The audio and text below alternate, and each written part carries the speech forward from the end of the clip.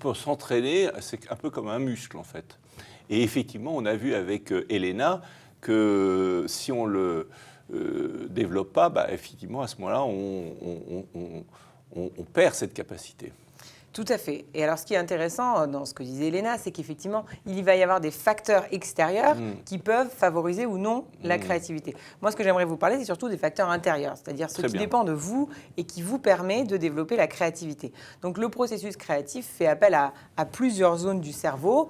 Alors, selon divers travaux, donc les travaux de l'Institut de neurocognitivisme, par exemple, de Pierre Morkens, expliquent qu'en fait, le cerveau a deux modes. Un mode qu'on appelle automatique, qui va s'attaquer donc à toute situation qui est normale, qui est classique, que l'on connaît, avec des opérations routinières, en faisant des choses qu'on a toujours faites, et un mode qu'on appelle adaptatif, qui là va permettre, dans une situation d'inconnu, donc de nouveauté, de trouver des nouvelles façons de réagir, des nouvelles idées, etc. Et ce qui est intéressant, c'est qu'on n'arrive pas toujours à se mettre en mode adaptatif au bon moment. Est-ce que vous savez, par exemple, que le stress, tout le monde sait ce que c'est que le stress, tout le monde en a peur. Mais en fait, le stress, c'est simplement un message d'erreur de notre cerveau qui nous dit « bug, la situation demande un mode adaptatif et tu es toujours en mode automatique ». Et donc, c'est ce message qu'il faut simplement recevoir et se dire « ah là, en fait, je ne suis pas dans le bon mode, donc comment se mettre en mode adaptatif ».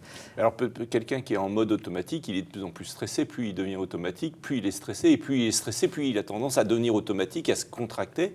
Et on voit bien ce processus dans la perte de moyens face à la complexité. Exactement, tout à fait. Et effectivement, c'est pour ça qu'il faut travailler donc déjà ses capacités cognitives de créativité en amont et également qu'il faut savoir, sur le moment, être capable d'opérer ce switch. Donc là, il y a quelques trucs, entre guillemets, qui peuvent aider. Donc pour favoriser d'abord cette créativité, il y a des facteurs, tout simplement, qui sont des facteurs physiologiques. Donc en particulier le sommeil, le fait de dormir, tout simplement, pour que le cerveau, du coup, ait le temps de faire son processus de nettoyage qui lui permet, du coup, de plus facilement et mieux travailler. L'oxygénation qui est très importante, donc le fait de bouger.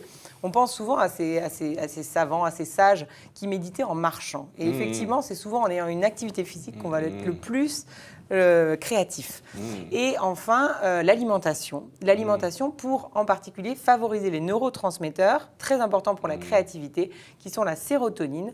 Donc, c'est qui permet donc le bien-être, le calme, la sérénité, et la dopamine. La dopamine qui est cet enthousiasme, cette motivation.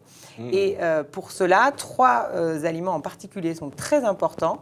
Ce sera les vitamines du groupe B, qui sont en particulier présentes dans tout ce qui est viande et protéines, le magnésium, qu'on peut trouver en particulier dans les amandes, d'autres fruits secs, et les oméga 3, qu'on trouve beaucoup dans les poissons gras. Parce que c'est ça qui va favoriser énormément la neurotransmission et la sécrétion du coup de dopamine et de sérotonine, et donc la créativité.